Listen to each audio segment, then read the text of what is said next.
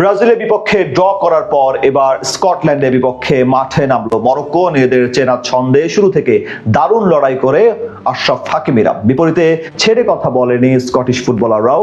গ্রুপে নিজেদের অবস্থান শক্ত করতে জান প্রাণ দিয়ে লড়াই করে তারা। পুরো ম্যাচটাই ছিল টান টান উত্তেজনার। সেখান থেকে ম্যাচের ফলাফল এবং বিস্তারিত এই রিপোর্টে।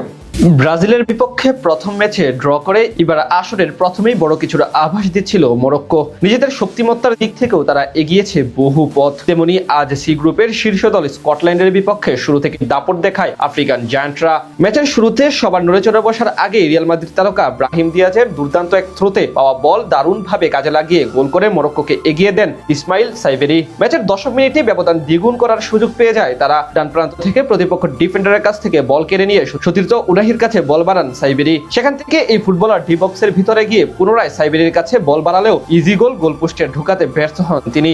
এরপর ধীরে ধীরে ম্যাচের কন্ট্রোল নিয়ে একের পর এক আক্রমণ করতে থাকে মরক্কো। 20তম মিনিটে একবার কর্নার কিক পেলেও কাজে লাগাতে পারেনি তারা। 30তম মিনিটে নীল এলের নেওয়া শট চলে যায় গোলবারের একটু উপর দিয়ে। 36তম মিনিটে আরো একটি সহজ সুযোগ মিস করে মরক্কো। এবার ডান প্রান্তে ডি বক্সের একেবারে ভিতরে বল পান বিলাল এল খান্নুস। 1-1-এ একেবারে সহজ শটে গোল করতে ব্যর্থ হন তিনি। বল মেরে দেন উপর দিয়ে। এমন মুহুর্মুহুর আক্রমণের বিপরীতে প্রথমার্ধের শেষ দিকে কিছুটা আক্রমণ করার চেষ্টায় ওঠে স্কটিশ ফুটবলাররা। 44তম মিনিটে ফ্রি কিক থেকে গোল করতে ব্যর্থ হয় তারা। এরপর পাওয়া থ্রুও কাজে লাগাতে পারেনি। শেষ অবধি আর কোনো দল গোল করতে না পারায় এক গোলে এগিয়ে থেকে বিরতিতে যায় মরক্কো।